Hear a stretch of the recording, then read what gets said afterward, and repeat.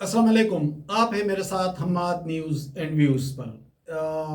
बात करते हैं कि कल मौलाना फजल रहमान साहब बहुत गिरजे बरसे, तो पस पर्दा मामलात क्या हैं उस पर भी बात करते हैं।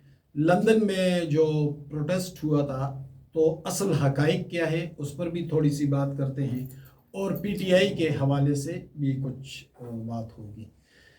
कल मौलाना फजल रहमान साहब बहुत गिरजे बरसे और उन्होंने यहाँ तक कहा कि पीटीआई के 11 एमएनएज हुकूमत के साथ राब्ते में थे, और अगर हम वोट न देते तो फिर वो 11 एमएनएज आ जाते।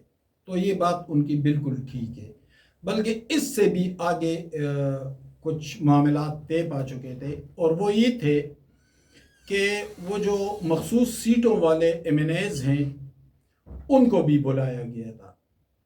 और क्यों बुलाया गया था जबकि वो एमएनएज भी नहीं है, सुप्रीम कोर्ट का फैसला भी है, तो उस पर चलो उस पर भी बात करते हैं। लेकिन पहले मौलाना साहब ने कहा कि 11 एमएनएज हुकूमत को मिल चुके थे पीटीआई के। तो मौलाना साहब ने तो गोया पीटीआई को एक्सपोज कर दिया। ये क्यों?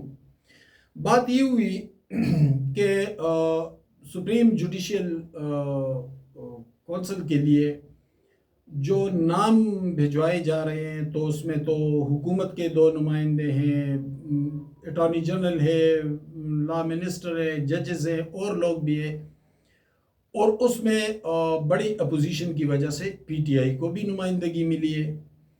तो मौलाना साहब ने पीटीआई से कहा कि आप अपना एमएनए भेज दें और सेनेट हमारे लिए छोड़ दें कि हम अपना सेनेटर भेज दें उसमें, चूँकि हम सब अपोजिशन है तो सेनेटर हमारा रख लें।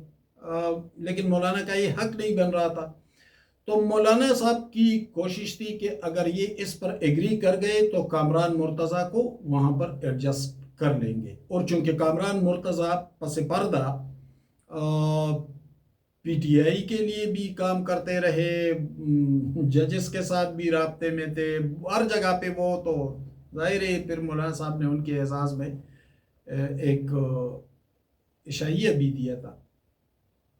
तो मौलाना साहब कामरान मुर्तज़ा को किसी न किसी तरह एडजस्ट करना चाहते थे, और ये बात उन्होंने असद कैसर से की, असद कैसर से भी और बैरिस्टर गौहर से भी ये बात की कि सेनेटर हमारा रख ले। हम भी वैसे भी इसमें ये अपोजिशन की नुमाइंदगी, तो अपोजिशन पीटीआई को एमएनए और सेनेट की 2 सीटें मिल रही है, तो सेनेट आप अगर हमारे लिए रख ले तो मेहरबानी होगी।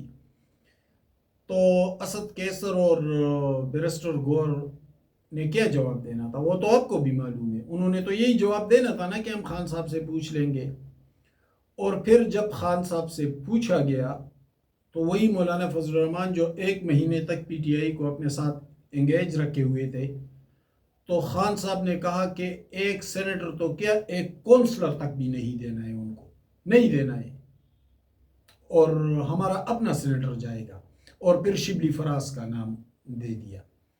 एमएनएज में से उमर अयूब जो अपोजिशन लीडर भी है, और उन्होंने कहा कि मौलाना से कहो कि अपना काम करे और हम अपना सेनेटर भेजेंगे, हम आपको नहीं दे रहे हैं, और शिबली फराज का नाम दे दिया। अब वो 2 नाम तो उनके आ गए, मौलाना को तो यहाँ कोई नुमाइंदगी ही नहीं मिली, वोट भी 26वीं तरमीम में दिया था। तो मौलाना साहब इस पर बहुत बरहम थे। तो कल उन्होंने वही बात की जो मैं 21 अक्टूबर को आपको बता चुका था कि 11 एमएनएज हुकूमत के साथ मिले हुए हैं पीटीआई के, और मौलाना साहब ने कल बबांगे दोह लिए बात की कि पीटीआई के तो अपने लोग उनके साथ जा चुके थे। तो मौलाना साहब को बुनियादी तौर पर गुस्सा यही था कि उनको सेनेट की नुमाइंदगी नहीं मिली। लेकिन एक और बात भी करते हैं। 2 दिन पहले इमरान खान ने कहा कि 26वीं तरमीम की जिन लोगों ने हमायत की वो गद्दार हैं, वो सब के सब गद्दार हैं। तो अगर वो लोग गद्दार हैं तो फिर सुप्रीम जुडिशियल कौंसिल का क़याम भी 26वीं तरमीम की वजह से अमल में आया है ना। तो फिर उसी सुप्रीम जुडिशियल कौंसिल में आप उमर अयूब और शिबली फराज को भेज क्यों रहे हैं? जिसको आप गद्दारी कह रहे हैं اس میں تو آپ کی نمائندگی ہو رہی ہے، آپ کا سینیٹر، آپ کا ایم این اے اس میں جا رہے ہیں، اسی اجلاس میں، اسی میٹنگ میں بھی بیٹھیں گے. تو یہاں پر تو غداری پتہ نہیں کدھر گئی، لیکن خان صاحب کی سیاست یہی ہے. تھوڑی سی بات لندن کے حوالے سے کرتے ہیں. دیکھیں بہت غلغلہ ہے کہ احتجاج ہوا، یہ ہوا، وہ ہوا. یہ کل ٹوٹل 14 لوگ تھے، اور 14 لوگوں 2 گروپس تھے. ایک گروپ ہے شایان کا گروپ، جس میں شایان ہے، اس کی والدہ ہے صدف، ان کے ساتھ عائشہ ایک لڑکی ہے جس کے والد کا تعلق پڑ چنار سے تھا. یہ وہاں لندن میں پیدا ہوئی، پاکستان میں اس کی سٹیزن شپ بھی نہیں ہے، یہ ہے. اور اس کے ساتھ سعدیہ اور اس کے ہسبینڈ فہیم تھے، اور 2 چھوٹی بچیاں، یہ فہیم کی بہنیں، سعدیہ کی نندیں ہیں. یہ لوگ تھے. ایک گروپ یہ تھا. دوسرا گروپ ڈاکٹر طاہر سلیم کا گروپ ہے. اس میں ڈاکٹر طاہر سلیم ہے، جرمنی میں رہنے والا بابر خان ہے، اور رخسانہ گجر جو سارا میر کے نام سے جس کو لوگ جانتے ہیں وہ ہے، اور یہی لوگ ہیں. اور عامر ایک لڑکا ہے ان کے ساتھ. یہ 5-6 لوگ اور ہیں. یہ پہلا گروپ جو ہے وہ چیکو کا گروپ ہے، اور بعض ذرائع بتاتے ہیں کہ چیکو ان پر انویسٹمنٹ کرتا ہے. چیکو وہی ہے جس نے روزہ رسول صلی اللہ علیہ وآلہ وسلم پر کے سامنے جلوس نکالا تھا یا احتجاج کیا تھا، اور پھر وہاں پہ ایک بے حرمتی کا وہ ابھرا تھا، اور پھر سعودی حکومت نے ان کو شاید گرفتار بھی کر لیا تھا اور پھر نکالا بھی تھا.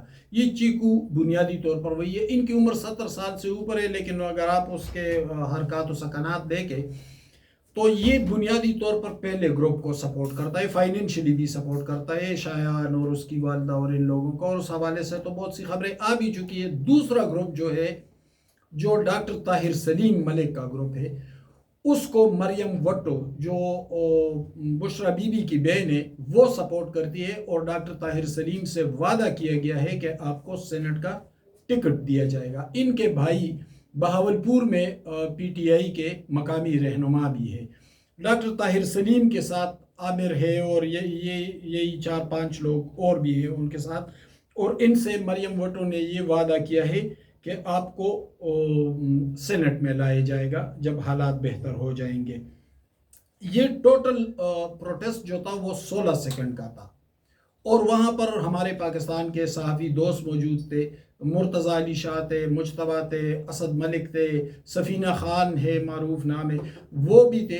اور ان میں سے کچھ لوگوں کے ساتھ میری بات بھی ہوئی. تو وہ جب قاضی صاحب نے اندر تقریر کی، پھر ڈنر ہوا، پھر جب وہ گیٹ سے نکل رہے تھے تو وہ اس ویڈیو میں آپ نے دیکھا ہوگا کہ بس وہ اس پہ ہاتھ مارتے ہیں گاڑی پہ. اور یہ ٹوٹل 16 سیکنڈ ڈیوریشن تھا، اور پھر قاضی صاحب کی گاڑی وہاں سے نکل بھی گئی ہے.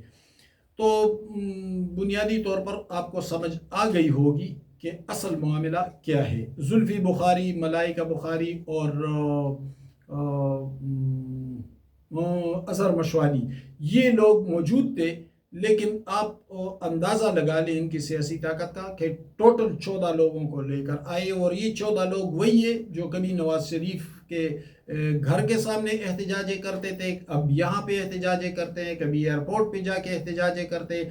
یہ وہی رخسانہ گجر، سارا میر، شایان، اس کی والدہ صدف، یہ سعدیہ اور فہیم میاں بیوی جو ہے، یہی لوگ ہیں. اور ڈاکٹر طاہر سلیم ملک یہی لوگ ہیں.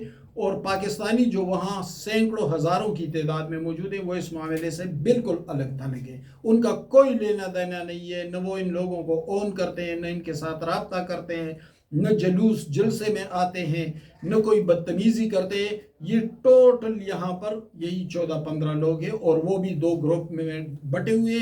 ایک گروپ جو ہے اس کو چیکو اور زلفی بخاری سپورٹ کرتے ہیں، دوسرے گروپ کو مریم وٹو جو بشرا بی بی کی بہن ہے وہ سپورٹ کرتی ہے. تھوڑی سی بات کرتے ہیں پی ٹی آئی کے حوالے سے. آنے والے دنوں میں پی ٹی آئی کے اندر ایک دراڑ نمایاں ہوگی. بشرا بی بی پشاور سے چلی گئی ہے، لیکن ناراضگی کا عنصر بہت نمایاں ہے، اور یہ ناراضگی چیف منسٹر ہاؤس سے باہر کے لوگوں تک بھی پہنچ گئی تھی، بلکہ ایک جگہ پر علی امین گنڈاپور نے اس کی شکایت بھی لگائی۔ آج علی امین گنڈاپور کی عمران خان سے ملاقات طے تھی، اور اس ملاقات کے بعد پی ٹی آئی کے حوالے سے بہت سے معاملات واضح ہو جائیں گے۔ بشرا بی بی کا لاہور جانے کا ایک معاملہ یہ بھی ہے کہ وہاں پر علیمہ خان کچھ پی ٹی آئی رہنماؤں سے ملاقاتیں کرتی رہی یا رابطے کرتی رہی، تو بشرا بی بی اور علیمہ خان کے درمیان ایک تناؤ کی کیفیت تو موجود ہے، اور شاید اس کو کاؤنٹر کرنے کے لیے اور کچھ پشاور میں ناراضگیاں، گلے شکوے، اور پھر ایک ذہنی خلجان اور خلفشار جو دیکھنے میں آ رہا تھا بشرا بی بی کے حوالے سے، وہ یہ تمام عوامل ہیں جس کی وجہ سے وہ لاہور واپس چلی گئی ہے۔ اس پر ہم دیکھیں گے کہ کیا صورتحال بنتی ہے، آگے کیا حالات بنتے ہیں، پھر اس پر بات کریں گے۔ بہت شکریہ، میرے ساتھ رہیے۔